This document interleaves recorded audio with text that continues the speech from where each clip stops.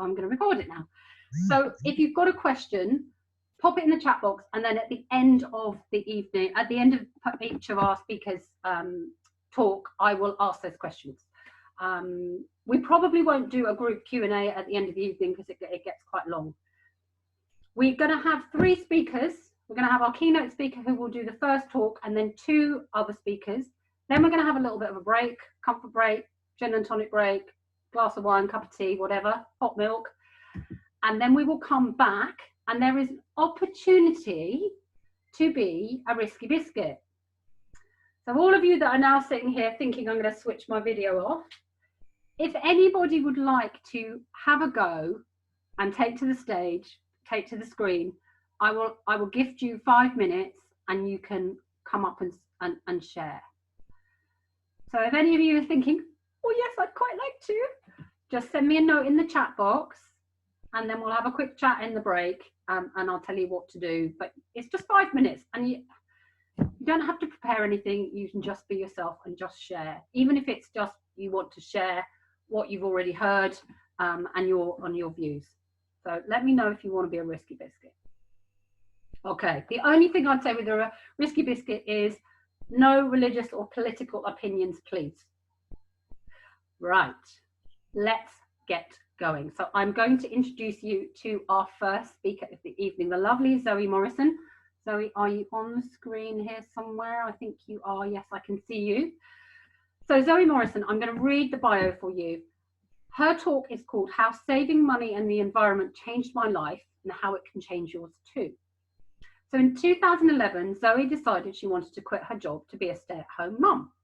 Problem was her family had grown and living expenses has of course gone up. She liked to spend extra on eco-friendly products, but you know, they're a bit more expensive. So how was she going to be able to quit her job? But she investigated and found that being genuinely eco-friendly could save her a lot of money. So she was able to quit her job. At the beginning of her journey, Zoe started up a blog, Eco Thrifty Living, to document her experiences. And now she's an award-winning blog, which has been running for nearly 9 years. So Zoe's featured in the press nationally and internationally, and published a book, which I'm sure she will tell us all about. Now I'm going to find Zoe on the screen. I'm going to spotlight her video. So hopefully you can see her. Can everybody see her? Can you give me a thumbs up that you can see Zoe? I'm going to mute everybody first, Zoe, and then you'll have to unmute yourself. I'm going to mute all. Okay. And then if you unmute Zoe. Yep, got it. All yours. Then, well, thank you so much for having me here today and coming to listen to me talk about how saving money in the environment changed my life and how it can change yours too. So Lisa's just introduced me, and I forgot I wrote that, so that was the beginning bit of my talk. But I'm going to sort of recap a bit. So yeah, back in 2011, I was working part-time, and I had my second child, and I was on maternity leave, and I really didn't want to go back to work. I didn't want to juggle kids, job. It was just all too much for me. So I said to my husband, I want to quit my job. And he said, well, how can you afford that when we've just moved house, just had another child, and we were spending extra money on eco-friendly and organic products? Especially when you have children, you're really sort of encouraged to give them the best, you know, everything organic and natural and eco-friendly, and they often are more expensive. So how on earth were we going to be able to afford that? And I don't think he quite realised how much that would change our lives, that question. Because I was like, do you know what, that's a really good question. How can I be eco-friendly on a budget? And I became very passionate about working out lots and lots of different ways that we could save money in eco-friendly ways. And I spent about a year thinking about everything. And then at the end of that year, I was like, right, I'm going to quit my job. We don't need that salary. We can afford to live on one salary. So how did I do it? Well, one of the first things that I looked at was baby wipes, because I had small children at the time, and those baby wipes taught me a lot. So first of all, I took a closer look at the packet and I thought to myself, right, are these genuinely eco-friendly and are they worth the money I'm spending on them? Shockingly, those baby wipes, they're Sainsbury's own baby wipes. So Sainsbury's sells normal baby wipes and then they sell eco-friendly baby wipes. And when I looked recently, and it was similar back then, the eco baby wipes sell £1.25 a pack and the non-eco ones are 55p a pack.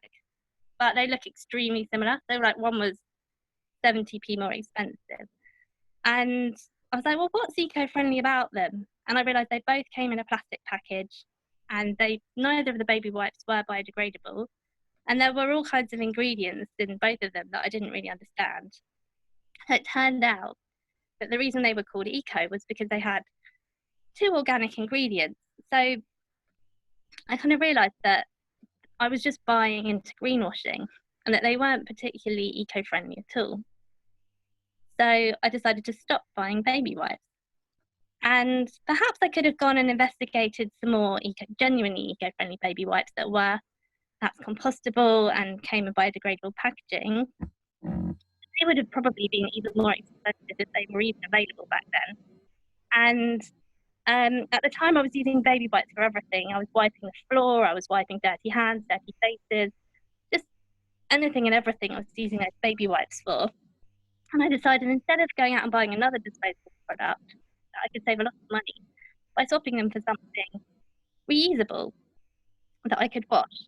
And I'm not going to lie, I didn't swap them for changing nappies, but for everything else, I thought it's just a no-brainer. I have one product that I can keep reusing and reusing that will save me money and is better for the environment.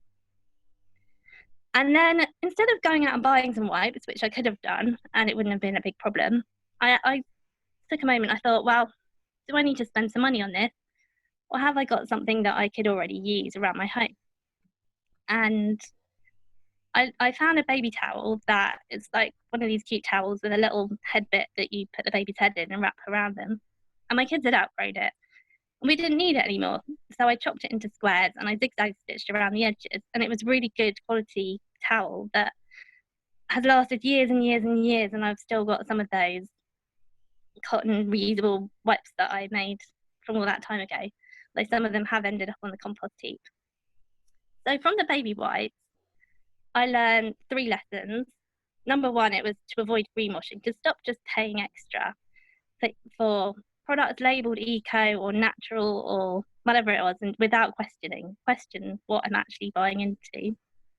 And the second lesson was to avoid waste wherever possible. So if that option, the original option, was quite wasteful or used a single-use product or didn't take into account the waste that was being produced by that habit or that action, to reduce that waste. And the third lesson that I learned from that was to make the most of everything available to me. And applying these sort of 3 points in every area of our lives meant that we were able to make enough savings for me to quit my job. So how can you apply that in other areas, and how could you apply that to your lives? So going back through the lessons backwards, make the most of what's already available. And that to me is not just about using your stuff, it's about looking at all your skills, the skills of your friends and family, what you've got in your local area, what other people have got that they don't want anymore. They might be giving things away via free cycle, or you can get food for free from Olio, and just making the most of what's available to you and seeing it. And another thing, especially in lockdown, is appreciating the stuff that you do have. I think that lots of people have board games or DVDs or books or exercise equipment that doesn't get used that often, and it's kind of cluttering up our cupboards. But we have all this stuff, and I kind of think you might as well make use of it, or not have it at all and sell it. And one of the things that we did was we had a garage and we supposedly had a dining room, which was actually just a junk room. And the garage was full of rubbish. And we decluttered both of those rooms and we rent out the garage to someone who stores stuff in there long term, and we started renting out what was our dining room to students. So when you're sort of storing things that you don't really need and you don't really use, you're kind of paying rent for that space that you're using, whether it's a mortgage or rent or whatever it is. So by clearing out that spare space, you can actually have an income from it, potentially. And you can even rent out your things, although I looked into that and I decided not to go down that route because it is like a mini business, but you can get so much more out of your stuff if you really think about it. So, the next point was to avoid waste. And I love avoiding waste. I think it's an absolutely brilliant way to be eco-friendly and to save money, because you can still have everything that you've ever had and do everything you've ever done, but you just do it in a way that means that you get the most out of it and you're just not paying extra for things that you weren't going to use anyway. So, for example, the Love Food Hate Waste website always used to say that the average family throws away about £720 worth of food a year. And you can see how it's easily done, because if you like pour a bowl of cereal that's a bit too big and your kid doesn't eat it all, or you make a bit too much pasta and that ends up in the bin, and it all kind of adds up over time. And so by avoiding food waste, you actually don't lose out on anything, because you still have the same meal. You just don't make too much food, or if you do, you manage to use that up another time. And I actually run a friendly Facebook group called Reduce Your Food Waste UK, if that's something you're interested in finding out more about. And in my book, the first chapter of my book is all about reducing food waste and kitchen waste. And if you sign up to my newsletter, you get the first chapter for free. Nice plug there. So avoiding waste can cover so many different areas as well, not just food. It can be not wasting energy, not wasting water, taking care of things, mending and fixing things rather than just chucking them away, and buying things that can be repaired when they go wrong, or that can have replacement parts and that will last a long time. And also another way, kind of combining making the most of what you have and avoiding waste, is to take, like at the end of events, sometimes I'll end up taking things home. Like when the kids were younger, I'd go to birthday parties and people would sort of clear up after the party and chuck everything in the bin, and I'd be like, no, that tablecloth is perfectly fine, and I ended up reusing them for years afterwards. Things like that, because people throw a lot out at the end of events. I've actually got a friend who started a company called Love Your Tent, which was all about encouraging people to take their tents home after festivals, because so many people were buying cheap tents and then they just couldn't be bothered to pack them up and take them home. So there is an awful lot of waste that goes on in events.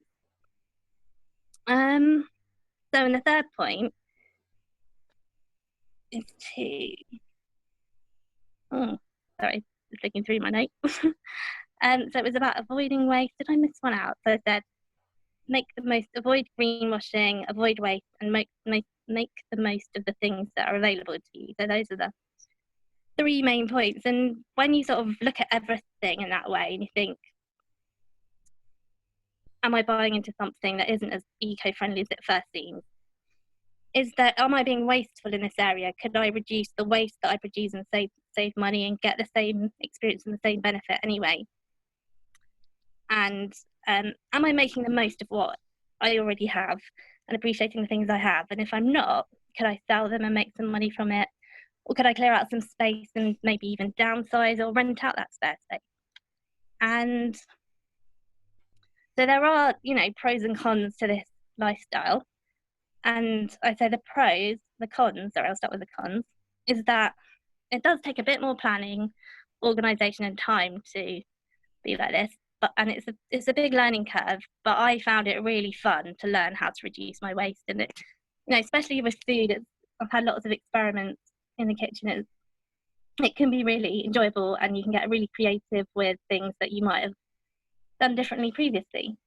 So sorry about this. And some of the pros are, well, you're going to save money, better for the environment, and in the long run, it does get much easier and simpler. And it means, I was actually able to quit my job obviously everyone's financial circumstances are different and your aims and goals are different. But I've got a friend, and the only change she made after, to start with, after reading my blog, was to write a shopping list when she went shopping. And she saved enough money from just doing that to be able to do up her garden a bit. So just such small changes can make a really big difference. I don't know how long I've been speaking for, but I think I've whizzed through my talk. I'm not sure. You're about 12 minutes in, Zoe. Right, yeah, that's the problem. When I do it myself, I talk really slowly, and when I do it for other people, I just zoom through. So yeah, I think that's sort of that mostly. Has anybody got any questions that they want to ask? So that you've written a blog, haven't you? True. So tell us a bit more about the blog. So when I started my journey, I really wanted to be a writer. So I used to be an internal auditor in the NHS, and it wasn't something I ever really wanted to do, or particularly chose to do. I kind of fell into it, and I had lots of good years doing that, but it wasn't really my passion and my drive. And I've always wanted to be a writer. When I was younger, I always wrote a diary. And so someone suggested to me, when I started looking into being eco-friendly and saving money, and to start up a blog. And at the time, I didn't even know what a blog was, and I wasn't on social media. I didn't have a clue about any of it. And it was quite scary to start off with, because you put yourself out there and you think, is anyone going to read this? Am I being ridiculous? All that kind of stuff. But I just did it anyway. And I've had so many good experiences over the years, met so many other bloggers and like-minded people, and the journey that I've been on, a lot of other people have been on too. Now there's lots of zero waste shops. There's lots of other people really interested in sustainable living. Last week I was on a panel at a sustainable living festival, an online one. Yeah. So yeah, I've had lots of good experiences through the blog. And then one of the things I'd always wanted to do was write a book. And I think to a certain extent, the blog was a bit of a distraction from writing a book, because it was an immediate thing. You can write a blog post and get immediate feedback. And that's much easier than writing a book, because I think writing a blog post is like doing a 5K and writing a book is a bit like doing a marathon. You're in it for the long haul, and you have to keep taking repeated action and keep going and going. And I think I did whinge quite a lot on my blog about how much I was struggling with committing to writing that book. So it was a really big deal for me, and it took me years. And it was kind of summarizing everything that I learned over the time of all my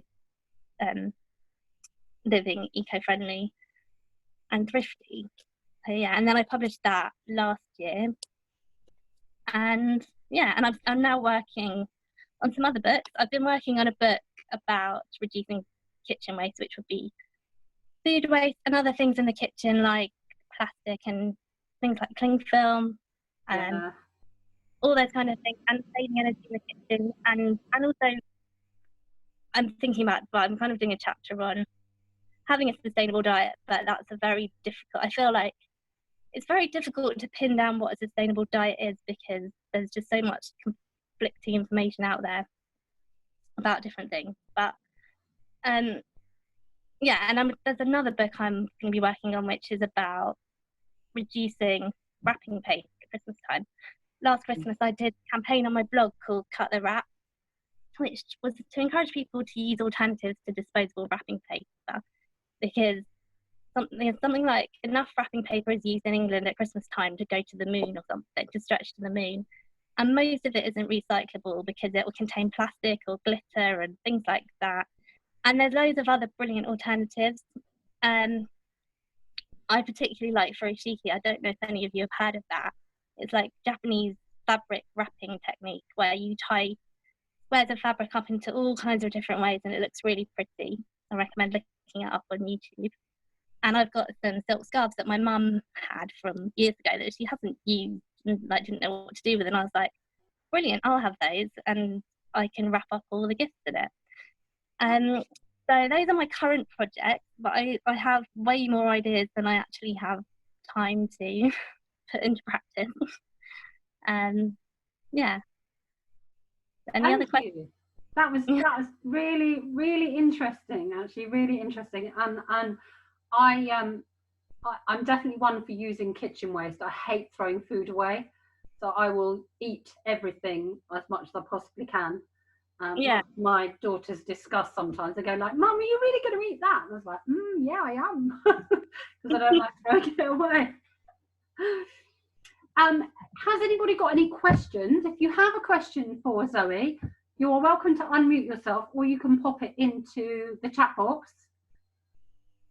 So if anybody's there and they want to unmute, just quickly unmute or pop your question into the chat box. I really like the, who's that? Claire says she makes up food stew with leftovers. Yeah, food stew is great, isn't it? I think soup as well is one of the best things, isn't it? Make lots of soup. How do you find, actually I've got a question for you, Zoe, because you've got children. How do you find they react to you wanting them to eat everything and things like that? I want to not reduce food, to not waste food. Yeah, so they don't waste it. Do you make it to the table till they've eaten it? No. Well, I was really proud of my son actually the other day, because he quite often doesn't make it through his breakfast, and he'll pour too much in, and I'll be like, you don't need that much, but then he'll put it in the fridge and eat it later or the next day. And the other day I found it in the fridge with a plate on it, which I was impressed with, because like we don't use cling film in the house, so we often sort of can things into Tupperware, but I've never seen him actually put something in the fridge with a plate on top of it, so I was quite impressed with that. Oh, that's good. We just had a question in from Zoe saying, do you ever miss items that are frivolous and wasteful? So I guess so last week I was saying I was on a panel at a festival, and it was a festival called Sustainable-ish, by another lady who runs a blog called Sustainable-ish, and the whole sort of theory behind that was the ish in sustainable. And I think because I've been doing this for so long, you know, you can go too far with being thrifty, you can go too far with being sustainable. It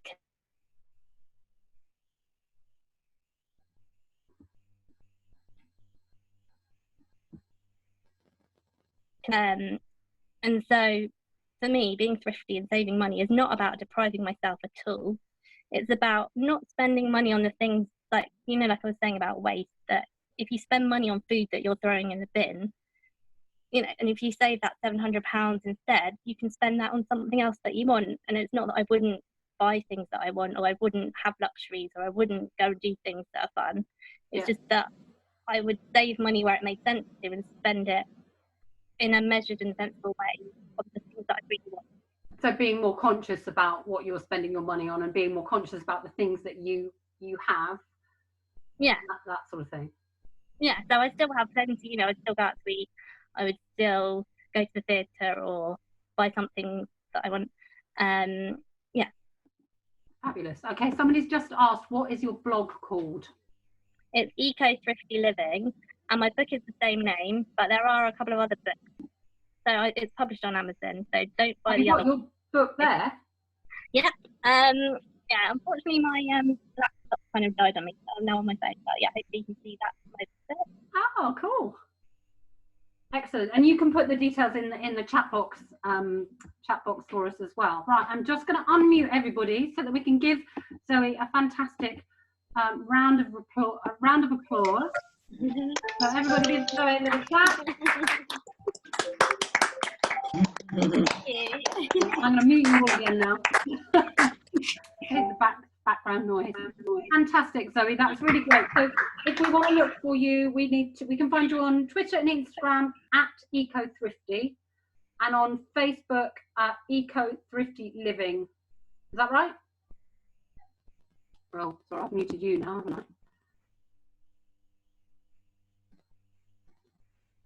Can you unmute yourself? I'm not sure I can do it from here.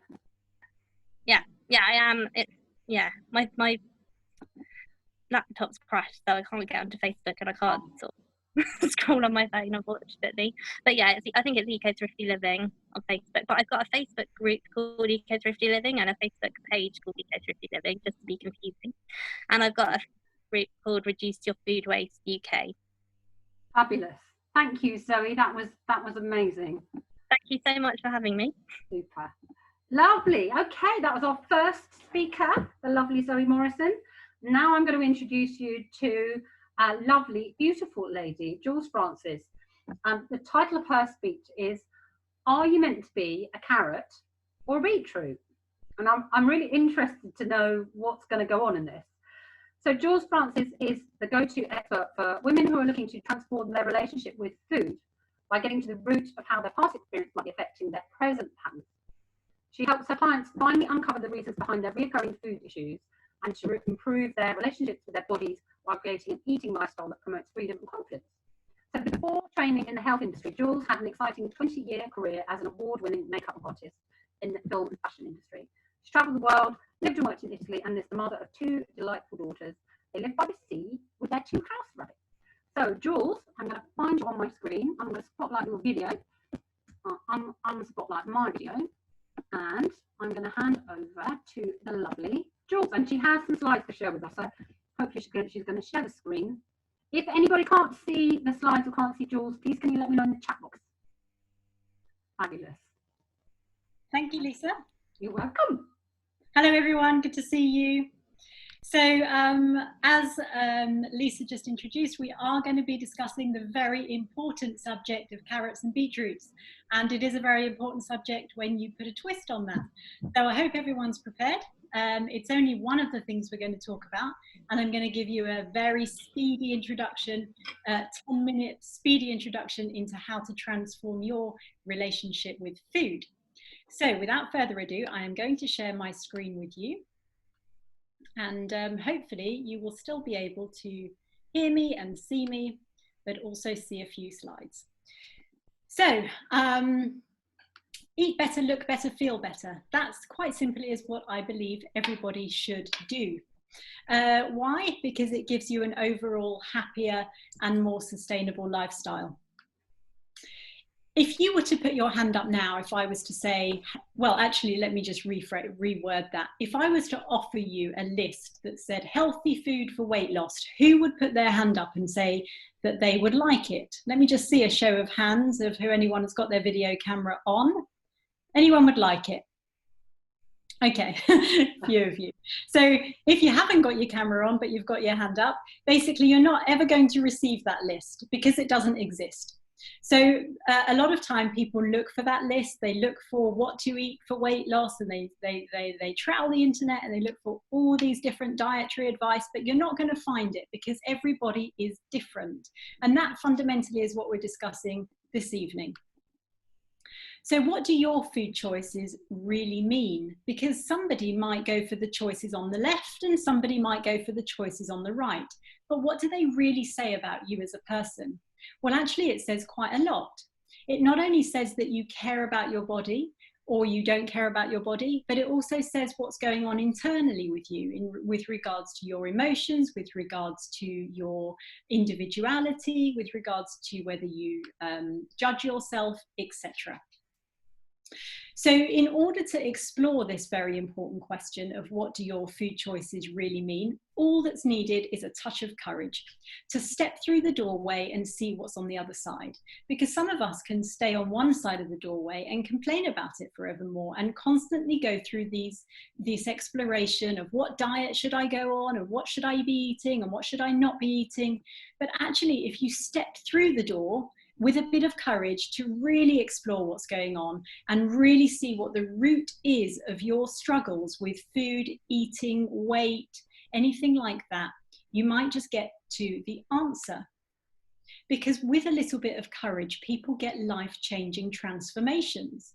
And I reckon that most people would like life-changing transformations. And if they don't, then that's absolutely fine. But the ones that are struggling with challenges, that might just be what they're looking for. So you can have this with 2 approaches. One is you can go through your transformation with love for yourself, and the other is you can go through it with hate for yourself. Which one would you like? Because if you can love yourself into change, you're much more likely to enjoy the process and get to know about yourself in a far deeper and more fulfilling way than filling yourself with guilt and resentment and hatred, which is what some people do. And that's why they spend years and years searching for the answers, but they're actually giving themselves more and more negativity as they look. So a question over to you, and I don't need the answer, but you feel free to give it to me. Do you ever eat when you're not hungry or it's not meal time? And if the answer is yes, what could be going on for you? Some people say, well, I'm hungry, but I'm not hungry. And what do they mean by that? Well, what they might mean by that is that they're eating for emotions. They're not perhaps aware of that, but if they are aware of that, are they really aware of what emotion they're eating for? So just a little story about a client that I worked with. So this is a picture of not my client, but it sort of gives you an idea of what she was feeling internally. So typically I work with career women who have a tendency to overindulge in food they know is bad for them and do it anyway. And this particular client, she was suffering from eating and eating and eating when she retired as a head teacher. And once when we explored what was going on for her, what we realized was she was really bored. And the only thing she could think of to do when she got home from going out and finding things to do was to eat, because she had had a really long career as a head teacher, and then she stopped and she simply did not know what to do with herself. So the easiest thing was to eat. So once when we discovered the root of her eating, which was boredom, this is then what happened. She then understood that it was boredom, so then she didn't snack anymore. She re-identified her purpose. She stopped drinking wine when she was alone in the evening. She started enjoying cooking again. She started up a new business, and then it helped her to re-identify her image, fully relax with no guilt, accept semi-retirement, and discover new hobbies. Did she have a problem with food, or did she have a problem with identity? She had a problem with identity that led to boredom, that led to food. So that gives you some idea of how emotions can attach themselves to food. And I'm going to show you this acronym FLABS, which may help some of you to look at the emotions that you may be driven to heal through food. So F stands for frustration, and L stands for loneliness. A stands for anger, B stands for boredom, and S stands for sadness. So typically, and not always, but typically, some people might be suffering from these emotions that lead them to eat when they're not hungry. I'd love to hear your comments about that in the chat box if anyone has any experience with these emotions in relation to food and you're happy to share. So I urge you, next time you reach for food when you're not hungry, to press the pause button. And what happens if you press the pause button? It gives you a moment to reflect. You can take a glass of water, you can turn the other way, and you can ask yourself, am I really hungry, or am I feeding one of these emotions? Perhaps you might like to put a post-it note on the fridge and say to yourself, okay, FLABS, let me just check in with myself and see whether or not I am indeed feeding one of those emotions. So there's a couple of questions, a couple of things in the chat box here. So loneliness, yes, thank you. Somebody said I eat when I feel lonely, and somebody else said I eat when I feel angry. So yeah, thank you for sharing that. So eating mindlessly is a really typical thing that can happen when you are eating for emotions. So you're either bored, or you're fed up, or you're simply too busy to remember yourself, and you could be doing this, eating in front of a screen, eating whilst you're working. And I encourage you to eat more mindfully. I encourage you to eat mindfully because you can then consider your choices more, and you can also consider what you're eating and enjoy it and digest it and be aware of the food that you've prepared and that's going in. Because mindful eating also allows all the senses to come alive, not just the food, but your sense of enjoyment in the company that you're eating. It's an opportunity for love and joy and full nourishment in various different areas, not just food. So ask yourself when you're eating, if you're being mindful, are you still hungry? And check in. Are you actually full? Have you reached number 7 on the hunger scale, whereby you don't need to eat anymore? Because if you do, you become stuffed. And if you totally continue eating, you're going to be sick. And actually also ask yourself, are you eating when you're extremely hungry? Because if you start eating when you're extremely hungry, you're much more likely to make choices about your food that perhaps are not good for you. Okay, so what would be really good is that when you eat, you feel these things: fit, lively, alert, bright, and satisfied. Wouldn't that be an amazing way of having a connection to flabs instead of the negative emotions that we discussed before? So what is this point about, are you a carrot or are you a beetroot? Well, quite simply, if you are a carrot, you cannot be a beetroot. And what that means is that people struggle to be something that they're not. They struggle to be a different size, they struggle to be a different height, they struggle to be a different weight, and all sorts of things. They go on these yo-yo diets, they get themselves in a pickle, and quite frankly, it may just never happen. Because weight and body shape and image are all based on loads of different reasons, and it isn't always food related, as we've explored this evening. And this is called bio-individuality. It's about standing out from the crowd. It's about recognizing what you are and accepting it, and it's about going with that flow. So no one lifestyle or diet fits all. Your needs will change over time, and one person's medicine is another person's poison. So that you cannot change those principles even if you really tried. So I hope that makes sense. If any of you are sitting here thinking, oh my goodness, all of that is my problem, or one of those things that she's mentioned tonight is my problem, what could your next step be? Well, I've got your back. Let's explore. You're very welcome to get in touch with me and let me know that you would like to explore something that's come up for you this evening by simply booking a telephone call with me. We can look at what's going on and it might just help you through. So here's a link, julesfrancis.com/book-now. And here, alternatively, is my email address, should you prefer to just get in touch that way, jules@julesfrancis.com. So thank you so much for listening, and my slideshow and my presentation has now finished, and I would love your questions if any of you have any. Fantastic, Jules. Thank you so much. I really love that carrot and beetroot. I was thinking, where is she going with this carrot and beetroot thing? And really, really sage advice there. Have we got any questions? If anyone's got a question, you want to unmute yourself and just ask, or if you want to put it into the chat box, pop it into the chat box now. What were the 2 flabs again? What was the first one? So the flabs are so frustration, loneliness, anger, boredom and sadness are the typical emotions that people might feel if they're eating for emotional reasons. Yeah. And the other flabs which you would ideally like to feel is fit, lively, alert, bright and satisfied. Yeah, I'll go for that one. Yeah, me too. Okay, we have a question. I've replaced cigarettes with food. How does this fit in?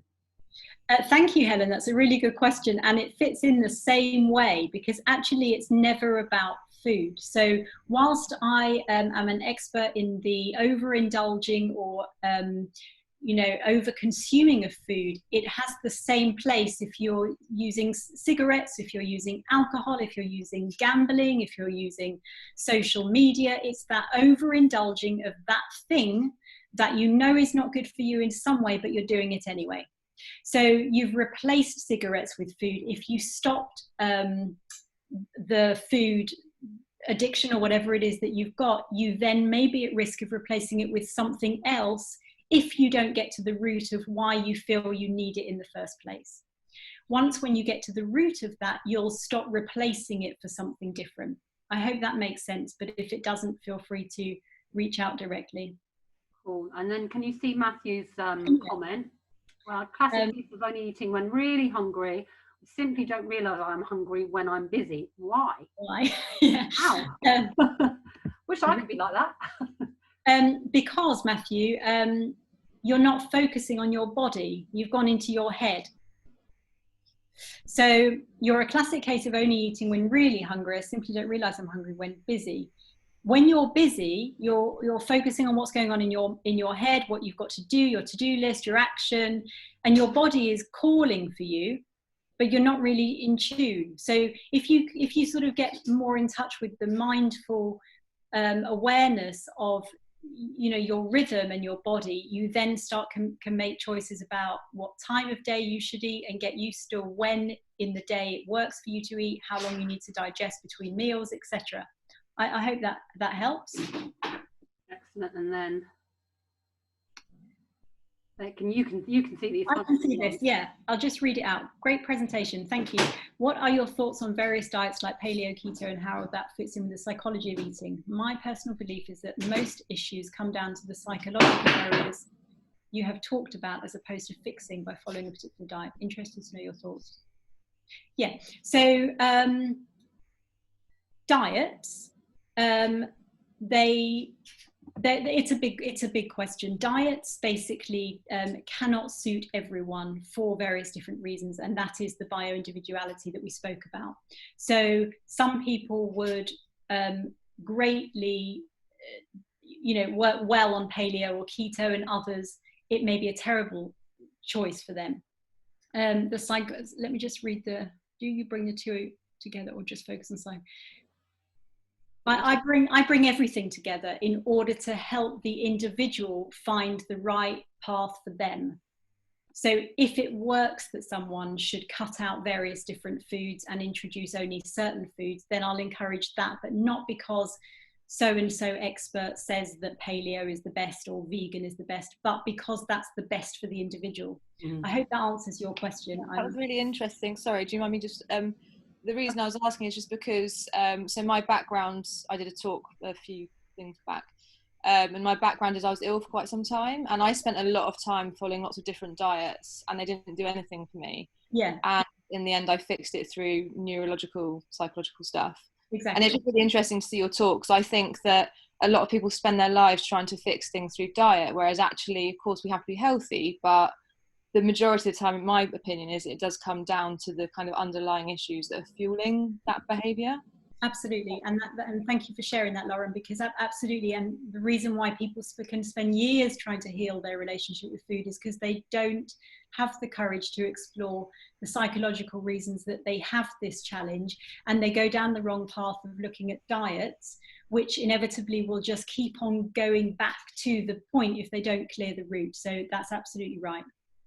Cool. And then Zoe's just said, I've started eating better, but I haven't lost any weight. Is this normal? Yes, because sometimes it's not about food as to why you're still retaining weight. So great that you've started eating better and that you cannot go wrong with that. However, weight is not just related to food. There may be something completely different that you might need to look at that perhaps you have or you haven't yet. Fantastic. Thank you so much, Jules. That was really, really interesting. And I think everybody found that really interesting. Actually, there's one very quick question about any hints to get off carbs. Carbs is no different to sugar. So carbs turn into sugar in your stomach. So if you're, connecting yourself to carbs, you are actually looking for something sweet, you're looking for sugar, and the replacement of that is understanding what you're really looking for. So just a general question, could you be lacking in sweetness in other areas of your life? Could it be replaced with something that satisfies you? Carbs are one of those things that people tend to go for when their immune system is low, when their energy is low, because it's a pick-me-up, like a sugar rush.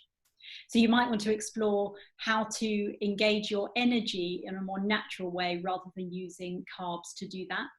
Just a thought, but thank you for the question. Cool. Thank you, Jules. That was really good. Wonderful. A great evening so far. So now I'm going to move on to our third speaker of the evening, and then we're going to have a little break after that. So let me introduce Matt Allen. And I had the pleasure of interviewing Matt, oh gosh, at the beginning of the year, I think it was, on the business show on Radio Reverb. So I know some of Matt's story, but I'm not going to tell you it because he's going to do that. But his speech is titled On the Edge, Going Toe-to-Toe with Male Mental Health. Matt is an author and a mental health advocate who's well versed in the struggle of living with depression and anxiety.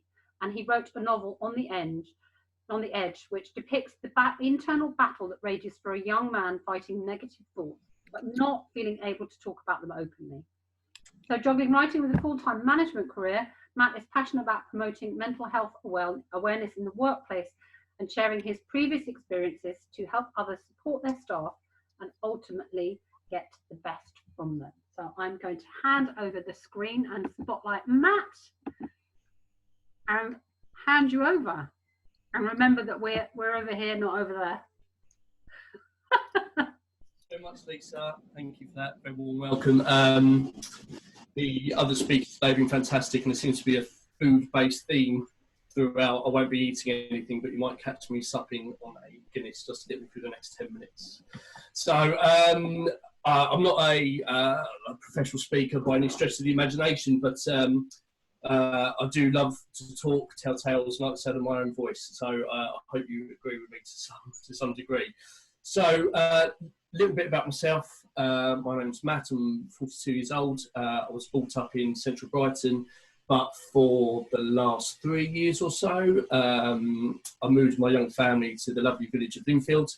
I've got a perfectly wonderful family home, got a job that I really enjoy, challenging it, fun career, coupled with more great friends than I can count. But on top of all that, I also suffer from depression. So with that, it's incredibly selfish of me, right? So everything in my life is fundamentally good. Everything's great for me. Yeah, there are occasions where I find myself wallowing in the depths of self-loathing, guilt, sadness, all the negatives you can think of all piled in at once. Now, this is the crux of my talk for me, is that this is the most important thing. Depression doesn't pick and choose people.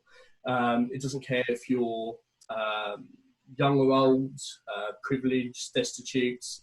It doesn't care if you can afford to drive around in a Porsche, or if you can't afford to buy yourself a tin of baked beans. If it's there and it's there with you, it's always going to be there with you.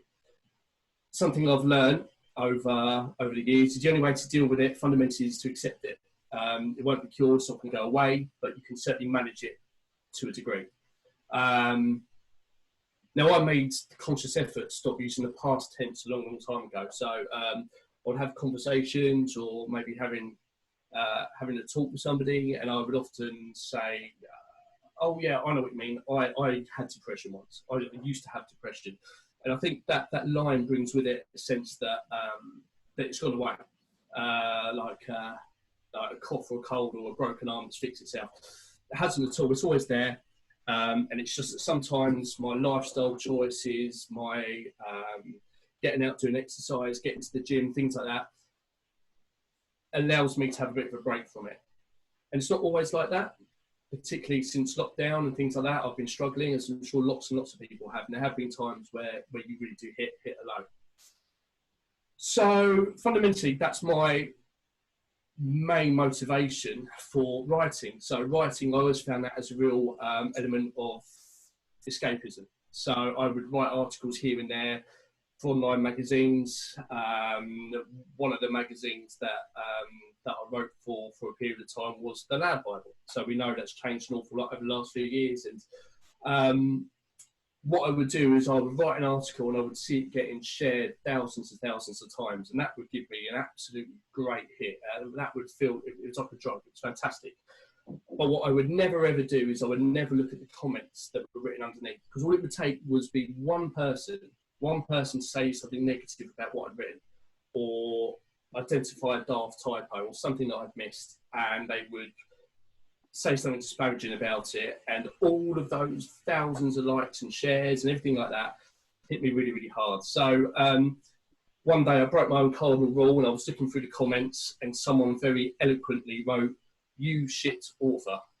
And I thought, oh, well, the positive from that is they called me an author. And I thought, you know what, this moronic, badly worded insult has actually given me a thought here. I'm going to shelve all of the little articles I'm doing. I'm going to park up all of the little bitty stories I'm writing. I'm going to use that time when I do that away from work to get my head down. I'm going to write a book. And there was only one thing that I ever really wanted to write about, and that was always going to be about male mental health and how it's affected me over the years. So, as I said, I've suffered with it. I always have done. I think the first time I can remember feeling that way, I was probably about 14 years old when I had a kind of bit of an anxiety panic attack. But for me, the real crux of the book and the real crux of the story happened about 22 years ago.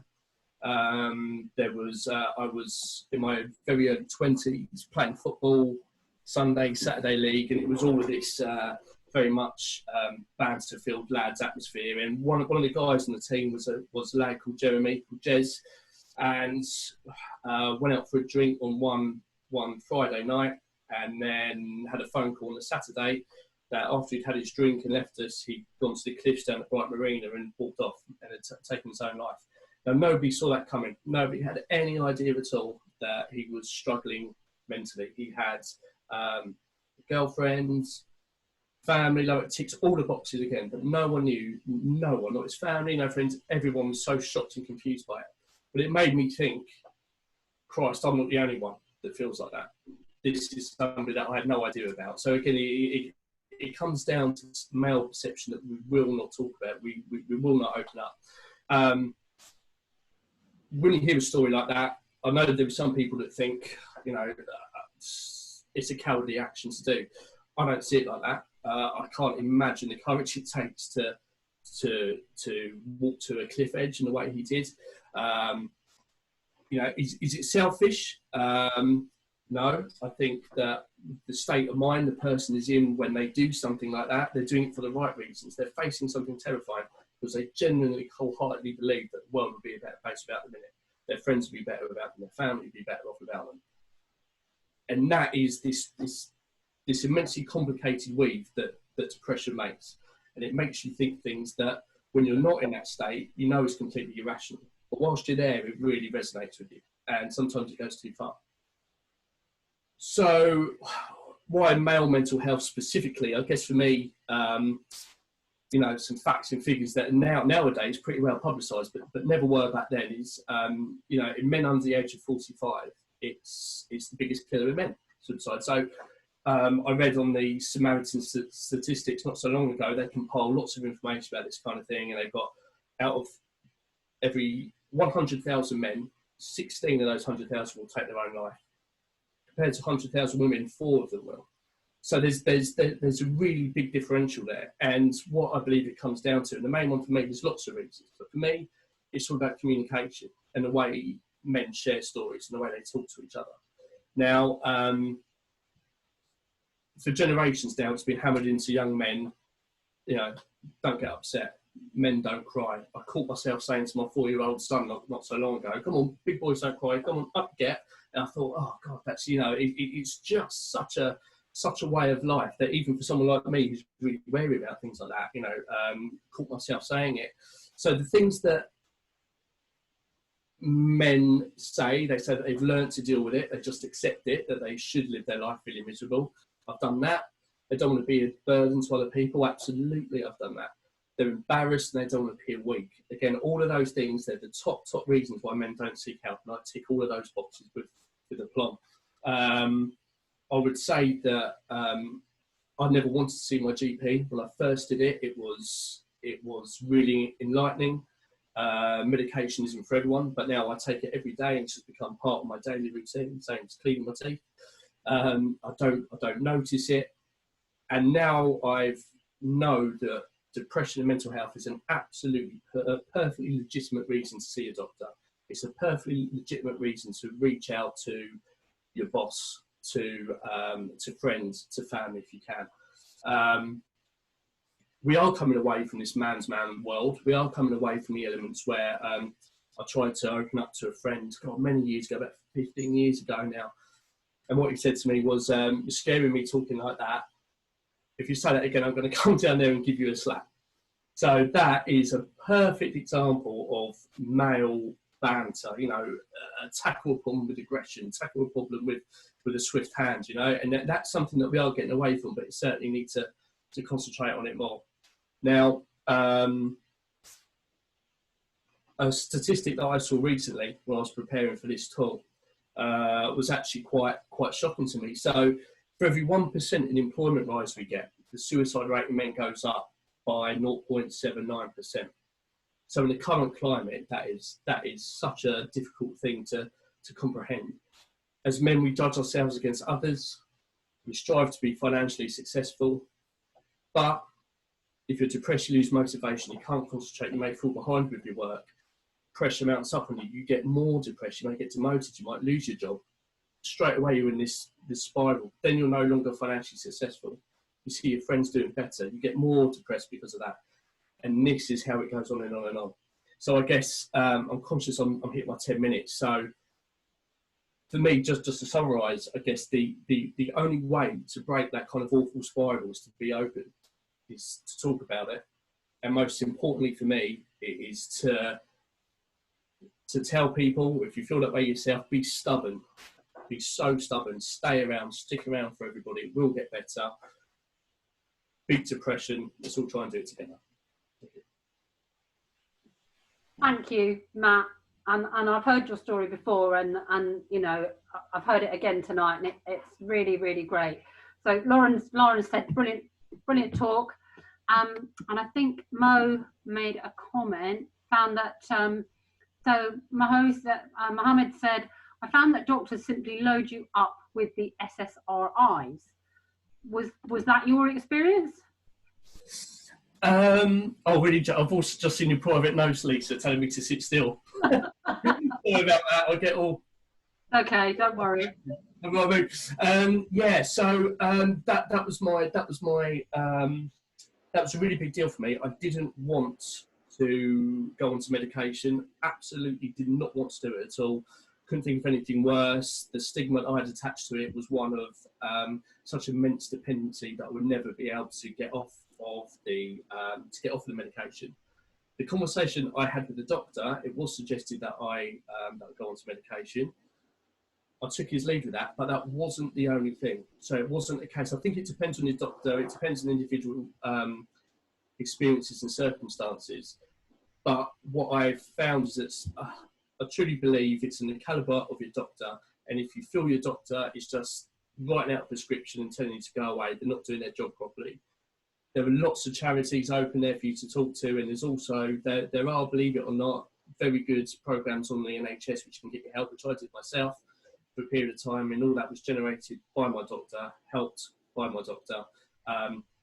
If you feel you're getting a bit of a rough deal from that and they are trying to fob you off just with more medication, then look to, there's so many charities now, I couldn't even list them so many. The Calm Zone is a really big one for me. Lots of places out there can give you that impartial advice. Or see another doctor. Thank you, Matt. There's a few more comments there. I don't know whether you just want to read through.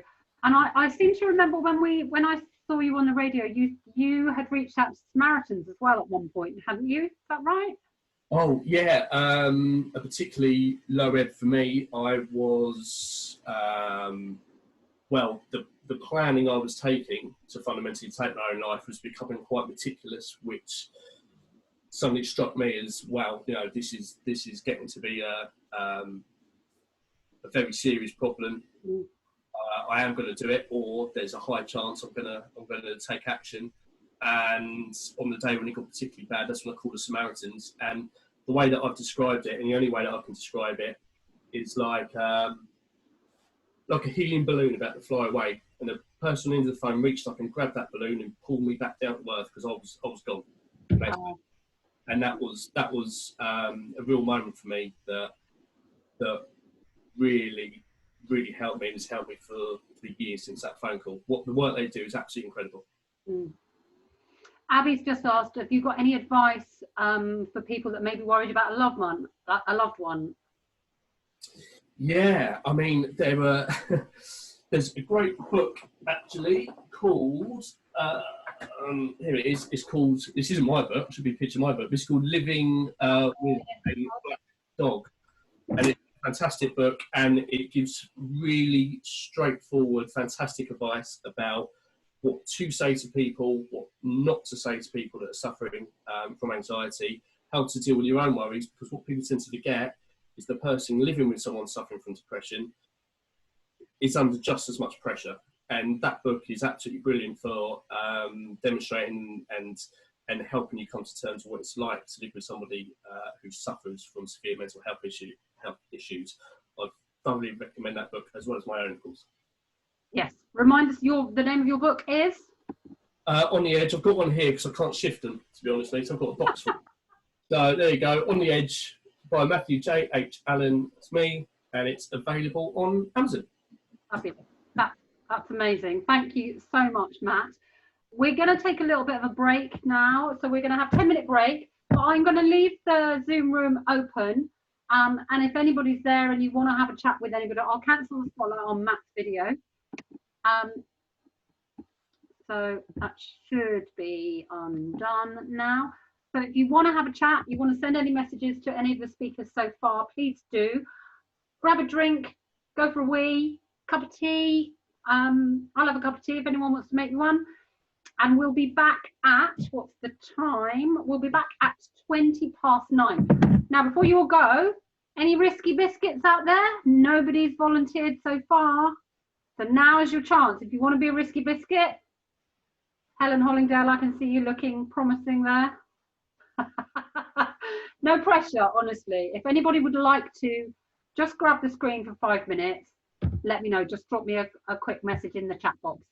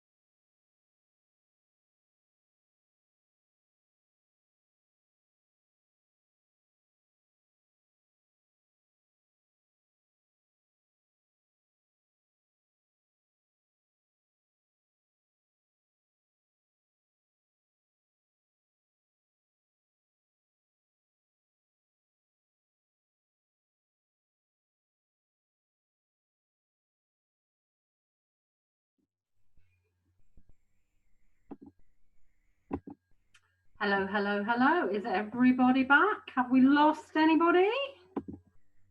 Are we all here? I'm going to unmute you all so you can all say hello to me because I feel quite lonely otherwise. Oh, nice. I can hear everyone. Really good so far. Well done, Lisa. That's not me clapping on anything. It's my amazing speakers that do a good job. It's been really, really good. Now, So it's so different to not being able to do it in the actual live room and doing it on Zoom. we're still here. That's the main thing. We are keeping going. Right now, I'm just going to quick check the chat box to see if anybody has said they want They have. Who said they have?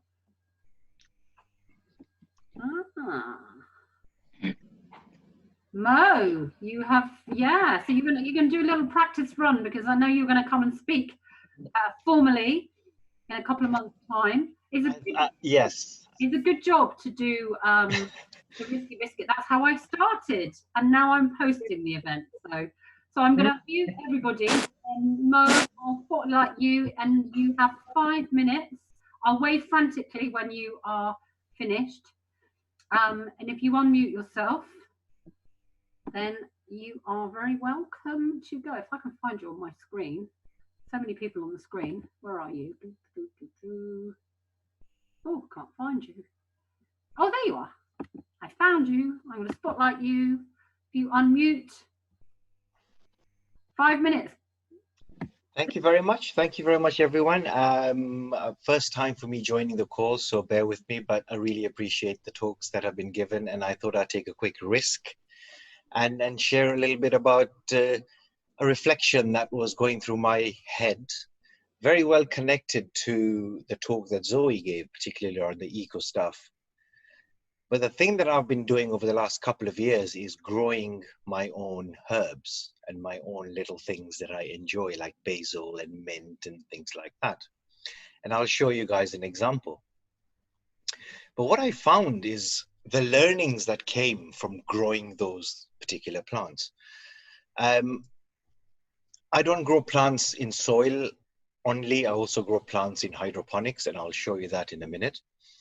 But one of the reflections that my plants taught me were, we're often trying to get somewhere. Earlier on, somebody was talking about, reducing weight. So there's a goal, they want to reduce the weight, or you want to earn, 20,000 pounds more. There's a goal that you're trying to achieve. And so for me, when I started growing my plants, what I found was I just wanted the plants to grow as quickly so I could eat them. That's all I wanted. I wanted the basil from the leaves and the mint from the tea. Sorry, the mint so I could put it in my water with some honey and do the things that you would.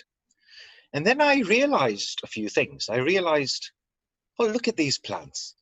They're doing their thing. You've got some basil. It's got its own growth rate. It needs its own conditions. Then you've got mint here.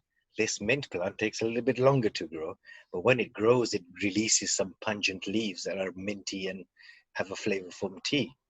And then I looked at all my other herbs and I thought, look at all these herbs. Neither of them are rushing to become who they are meant to be. They're just blooming in where they are. And they are eventually just going to become who they are meant to become, which is the basil plant. So the reflection for me was, well, don't try and rush things. Because if you try and rush things, often you will fall across or you will not achieve those things. You will possibly make mistakes. So that was one learning. The other one, as I said earlier on, was just around blooming where you're planted. These plants don't move. They sit in one place. And so I'll show you an example. It's just homegrown, literally in a mason jar. And I'll just show you the roots of this one of my basil plants, which sort of grows about that much, all in just this hydroponic liquid, which I don't need to water for 2 weeks. This plant does its thing for 2 weeks without my touching. So these leaves, as you can see, they're ready to pull out. So I will be doing that after the call to have some nice basil tea. And it brings me joy. And I think sometimes finding joy in the littlest of things. when one is used to buying basil from the grocery store or mint from the grocery store, when you can just go and pluck it fresh from your garden and put it straight in, there's a very different sense of mindfulness around that. And that was touched on earlier, I believe, by Jules. And just feeling your plants, and you've nurtured them to become who they are, and now you can consume them. And that was my reflection. So thank you for listening to me.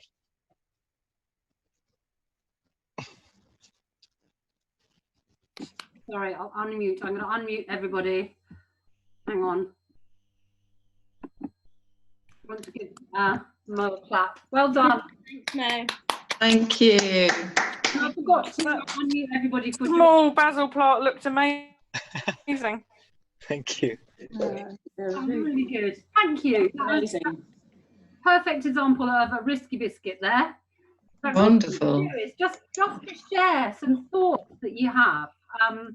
Doesn't have to be scary. So perhaps next time you come to Inspiring Talks Brighton, one of you might go, do you know what? I'm going to give it a go, because amazing things happen when you do give it a go. Fabulous. Okay, so let's crack on. We have 2 more speakers now, and I'd like to introduce, I love your name, Alexandria Womwell Povey, and I don't know whether I've said it right, but I'm sure you'll put me right. And actually following along a little bit with the theme of what Matt was talking about, the title of the talk is Turning Depression into a Superpower. And Alexandria is an international transformational coach and business mentor. And her purpose is to help women step into their power and create the life of their dreams. She combines formal training and personal experience with her powerful intuition. New way to launch your online course. She combines formal training and personal experience with her powerful intuition and empathy to uncover what is holding clients back. So, Alexandria, I'm going to spotlight you, and I'm going to mute everybody else and me, and over to you. Oh, thank you, and thank you for having me this evening. There's been amazing speakers so far, so no pressure. So I have to begin with a caveat. For a long time, depression did not feel like my superpower. We were close, super close, inescapably close sometimes, but we were not friends. In all fairness to my depression, he was dependable. He was always there, regardless of whether I needed him or wanted him. He would wake me in the middle of the night with such an overwhelming sense of pain that I would lie in bed, shaking, crying, heaving, sobbing.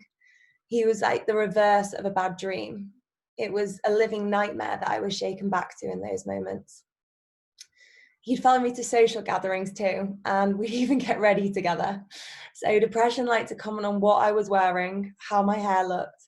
He would tell me that no one wanted me where I was going anyway, so why was I even bothering? And then when I got there, he would keep me all to himself. He was a bit like an overbearing boyfriend. He would convince me that I was separate, other to all of those around me, that it was just me and him, till the end.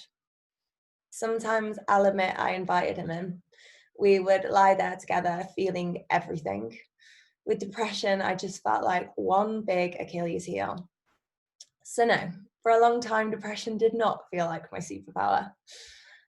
I was first diagnosed with depression when I was 21, but that was just when we became official. Looking back, we'd been in each other's lives a long time before then. I was super aware of the lows that I felt, that locking myself in the bathroom to lie on the floor and cry was not necessarily deemed normal behaviour. But at 21, towards the end of 3 glorious years at university, partying lots and studying barely at all, I walked into a doctor's office and asked for help. I didn't feel right. I didn't feel happy. I felt disconnected and almost permanently sad and lost. There was always this overwhelming sense of feeling inescapably lost. It was a bit like I'd fallen down a rabbit hole of my thoughts and I was never going to find a way out. I didn't know how to re-emerge. And yet here I am today, grateful for my depression, talking hopefully fairly cheerfully about how it's been my superpower. What I'm sharing, I'm aware, is my personal journey, and there's a multitude of reasons that can lead to depression. It can be trauma, gut health issues, hormone imbalances. The list is endless. If you see depression as a side effect, there's so many things that can lead to it, and sometimes nothing at all. But when I look back, I see for me that depression was not the diagnosis. It was a symptom, and that's why it became my superpower. It had been trying to tell me something this entire time, and I just hadn't been listening. I first became aware that it was more of a superpower in 2017. This was the year, age 26, and 2 years into a fantastic, well-paid job with a close, supportive team, lots of lovely lunches and wonderful perks and travel around the world, that I was signed off work. It actually started on the Sunday. I was used to Sunday blues, because who hasn't felt them? But this felt different. On the train back to London after a relaxing weekend at my parents, who live up north, I started to cry. And I just couldn't stop. Monday came, still crying. Tuesday came, and I knew something was wrong and I needed help. At this point, me and depression had been on a bit of a break. I was medication free and I'd got used to him walking kind of 2 paces behind me. But all of a sudden he was right there in my face and I couldn't escape him. I went to the doctor. I got signed off work, which took me by surprise at the time. On reflection, makes a lot of sense.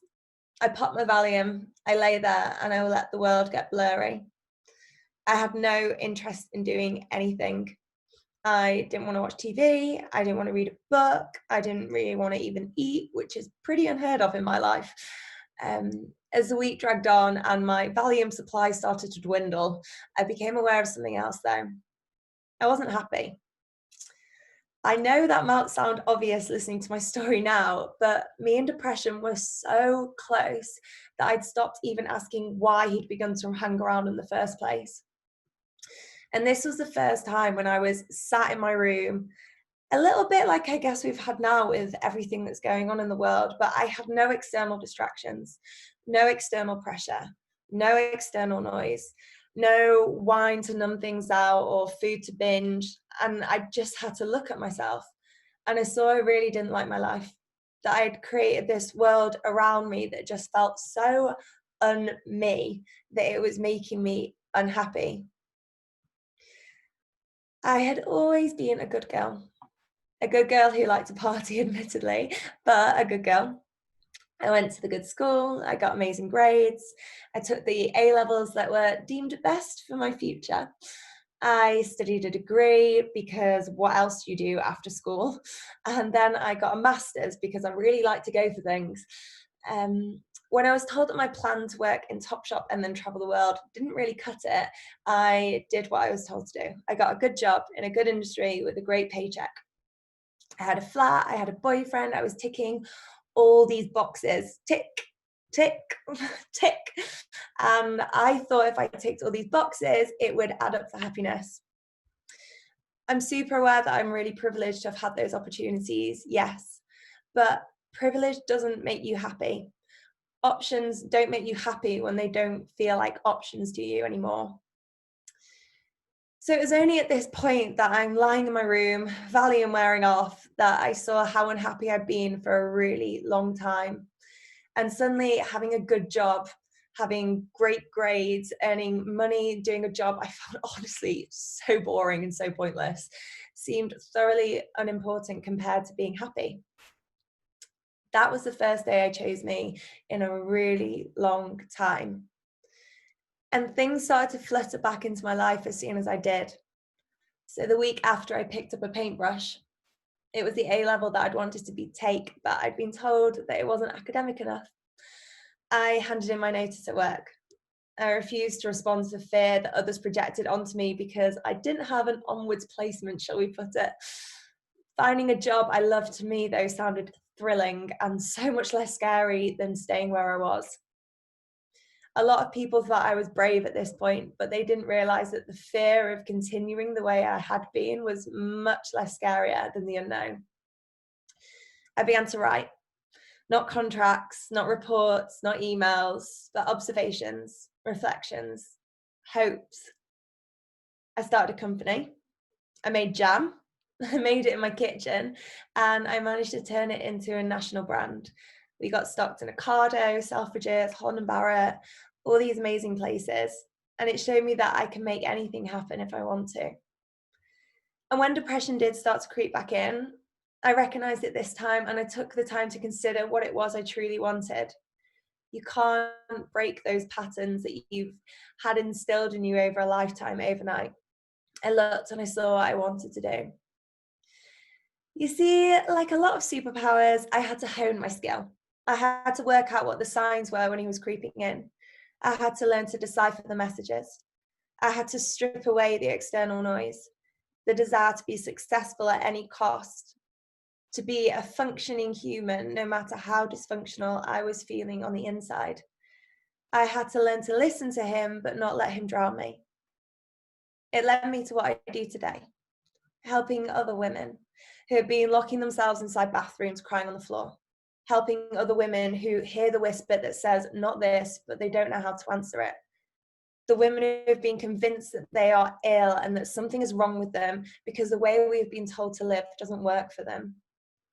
And no, I do not represent all forms of depression, but I have come to a place where I would like to thank my depression for being my superhero and my superpower, for showing me that I wasn't living in alignment in a way so powerful that I couldn't ignore him, for allowing me a deep empathy and an understanding of pain, for reminding me that happiness and love are the true drivers in life, for allowing me to reconnect to the true me underneath all that I was trying to be, for pushing me to the edge so I could see on the other side there was freedom, joy, and love. Thank you.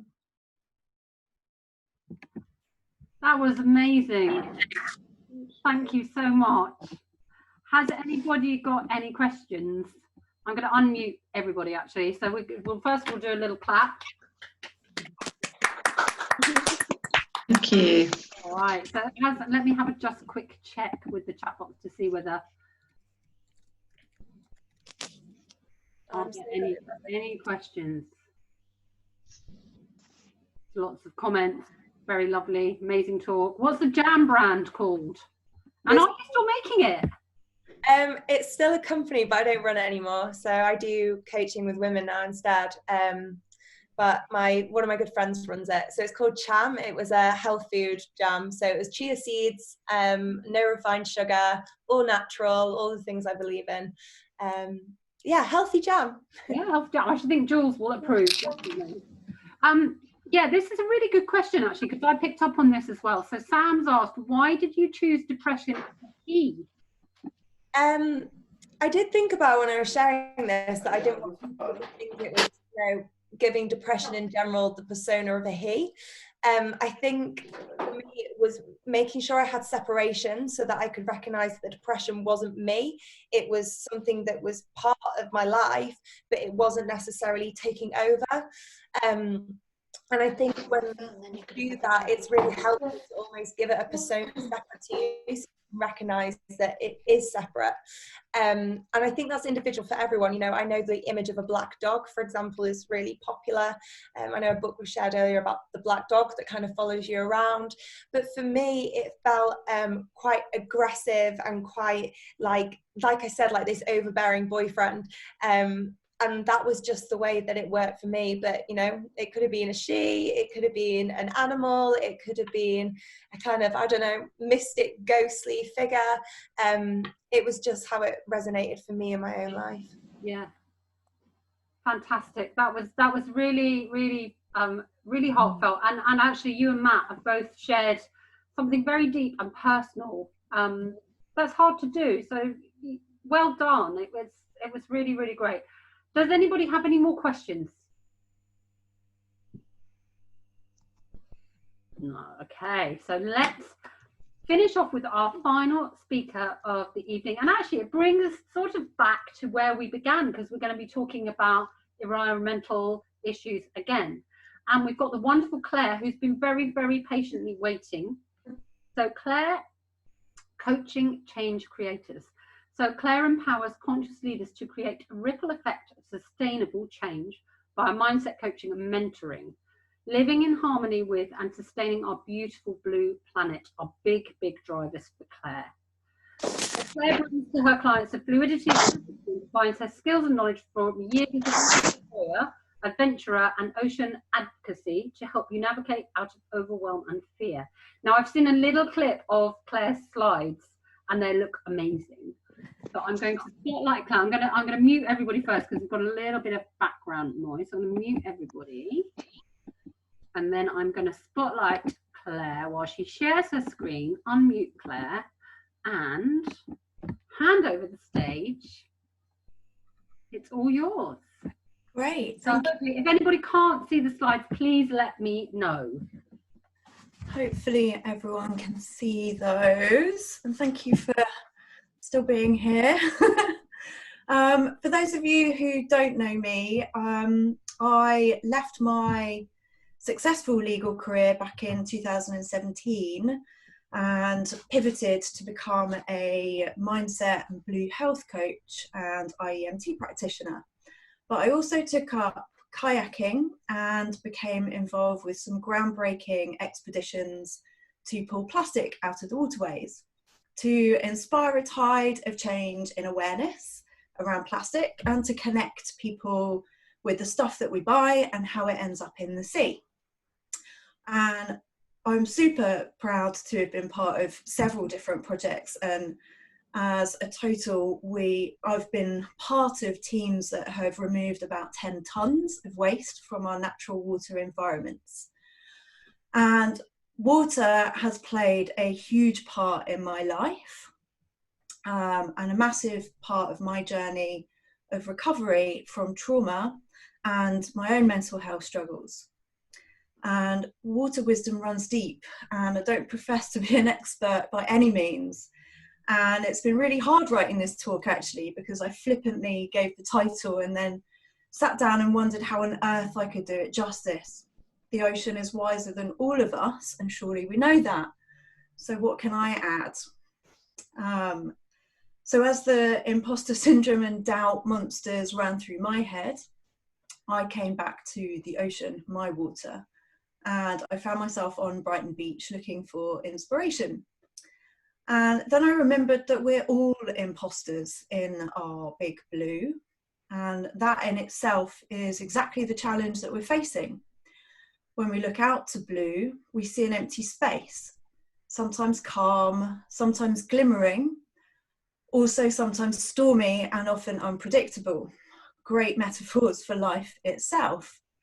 But what we don't see is the other world that lies beneath, the complex web of an ecosystem that few have dared to explore. And when we did, when we reached the bottom of the deepest trench, what did we find? A plastic bag.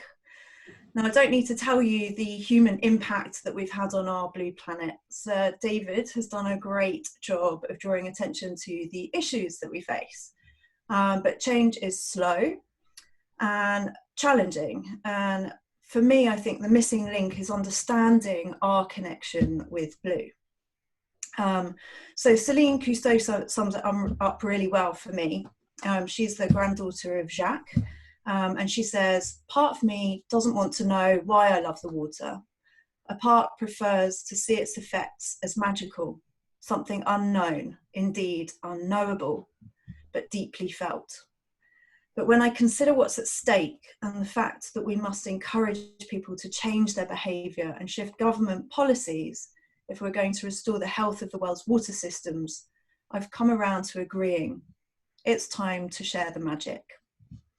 So what is that magic that she's talking about, and why is it that blue space is now even more important to protect?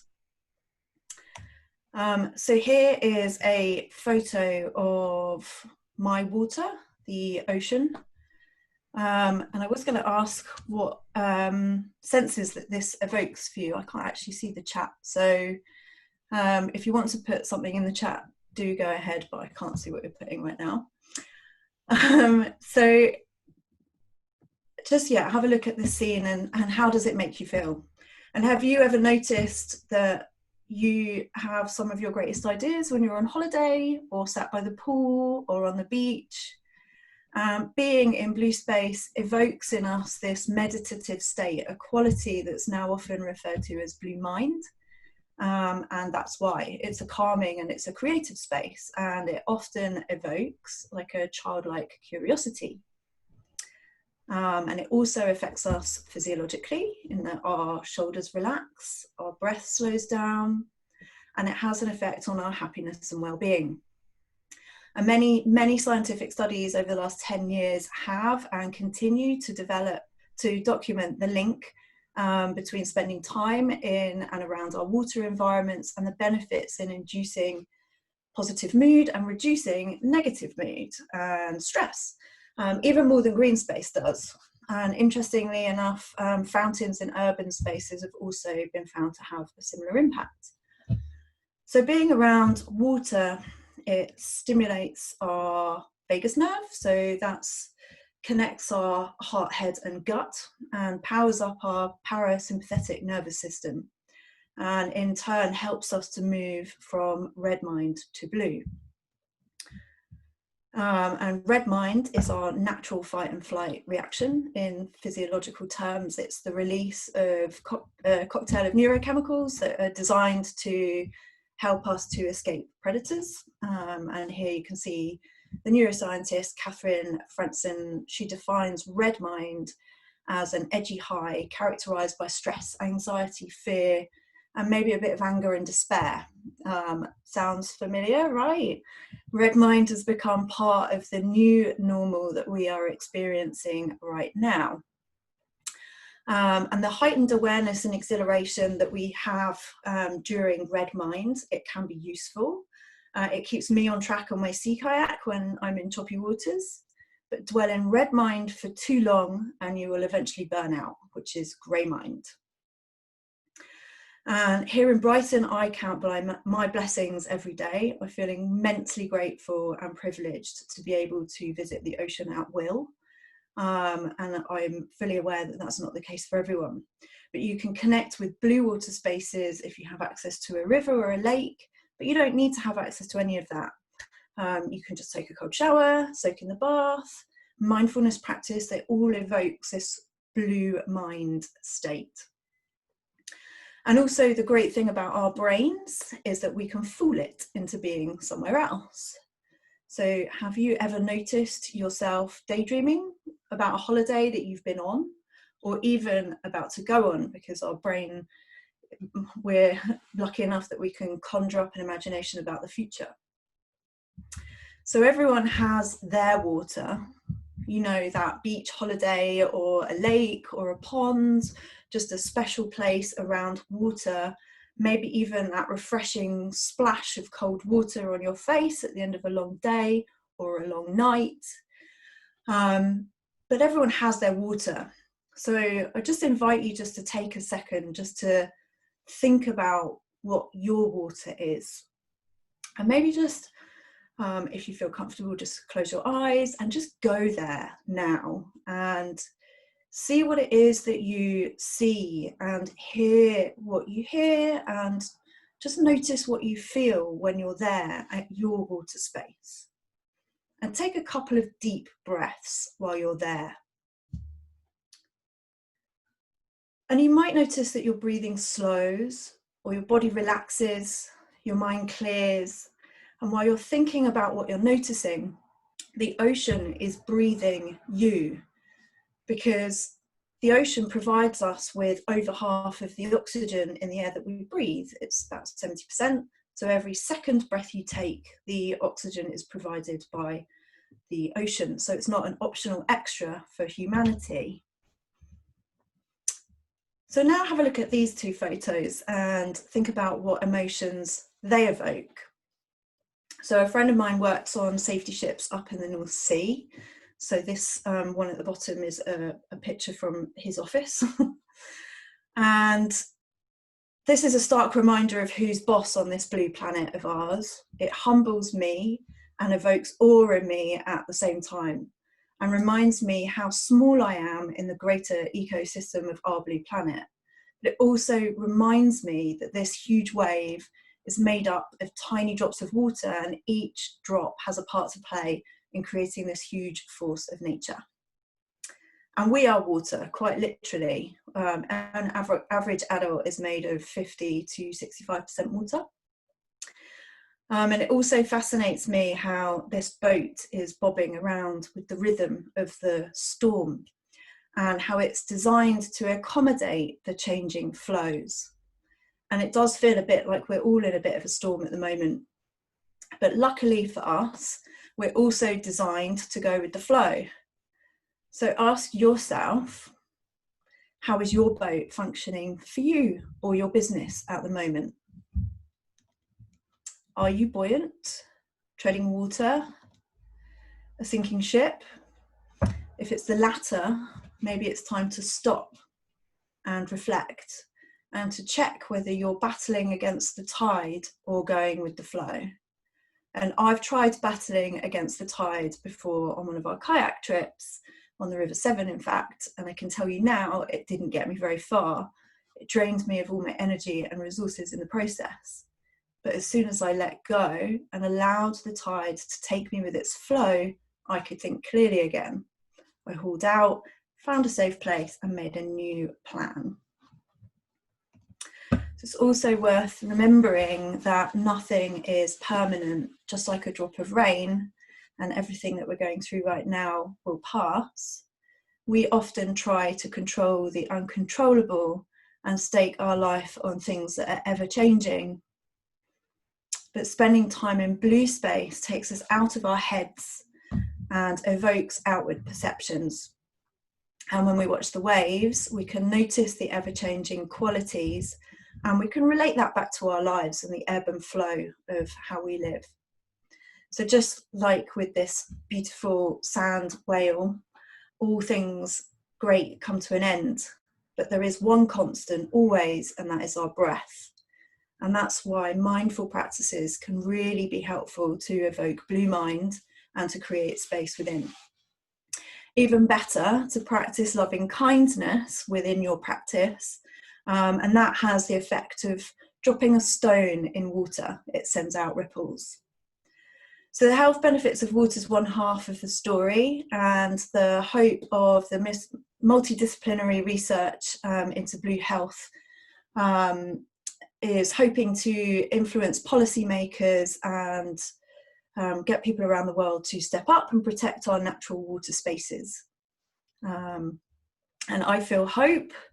COVID has reconnected many of us with the importance of nature and the health and well-being benefits of slowing down, connecting with the natural world, and in some instances nature has reclaimed its ground.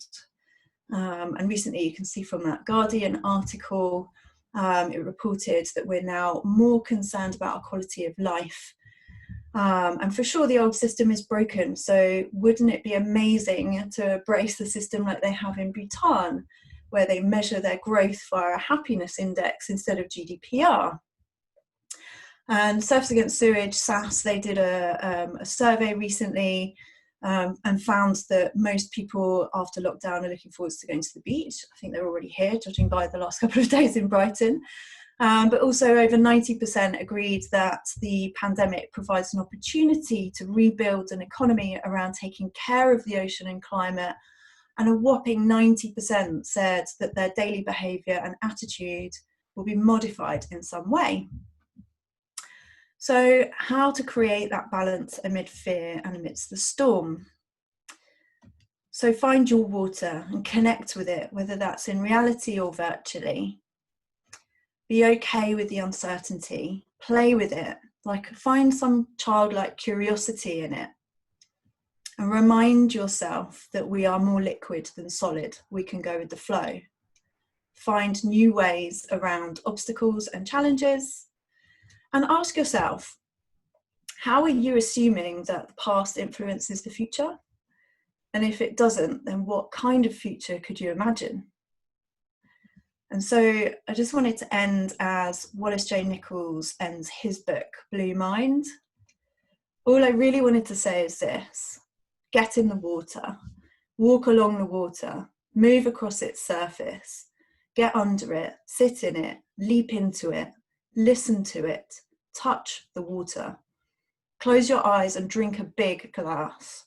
Fall more deeply in love with water in all its shapes, colours and forms. Let it heal you and make you a better version of yourself. You need water and water needs you now. I wish you water. So if you want to find out more about Blue coaching and how that can help you thrive, do get in touch. Thank you, Claire. That was fantastic. I'm just going to unmute you. Really enjoyed that. Really, really good. Thank you. Beautiful pictures. Thank you. I really love how your dress matches your theme. That's I'm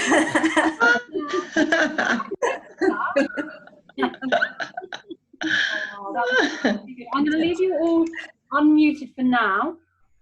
That has brought us to the end of our evening, and I think all of our speakers are still in the room. So if there are any quick questions from anybody, phone's going off. I don't know who that is. If you've got any quick questions, just shout them out.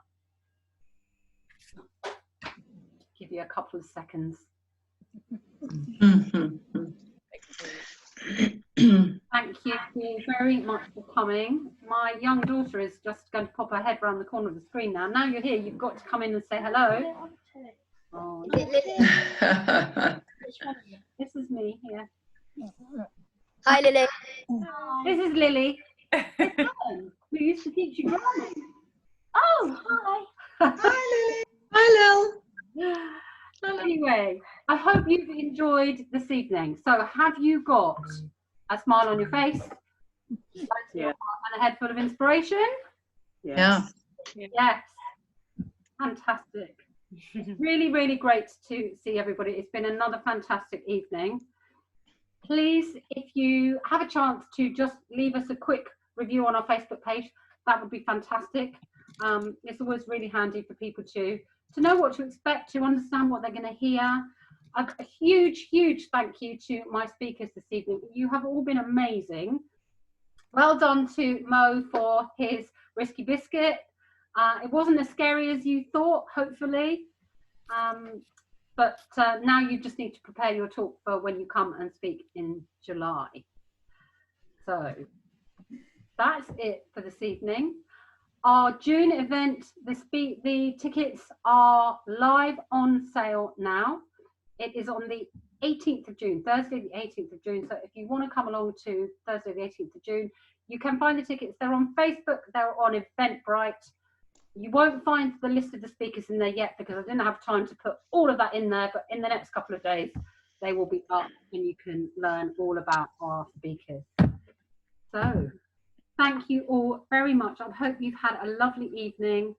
Let me know, and we will see you again for Inspiring Talks Brighton next month. Thank you. Okay. Thank you. Thank you, Claire. Brilliant. Thanks, Lisa. Okay. Bye. Lovely. Bye. Thank you. Bye-bye. Bye. Much better. I don't know how to leave. Lovely to see everybody. Bye, Lily. Bye. Bye. Bye, Lily. Bye, Lily. Bye, Jack. Bye, darling. Bye. Bye, night. Bye, darling. Bye. Bye. Bye, everyone. Bye.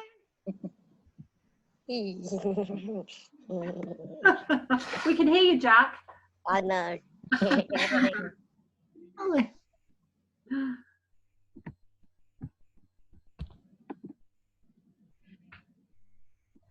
Actually, let me try.